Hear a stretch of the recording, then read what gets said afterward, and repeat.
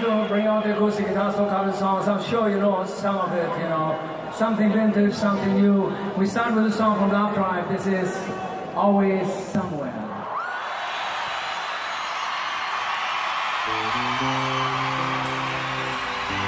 Kynhun Rwai hard rock bapau nam na Germany ke Scorpion kan wan Biang sha India hadin arphusnam duna kum shibenta jong ka coming home tour 2026 jongka.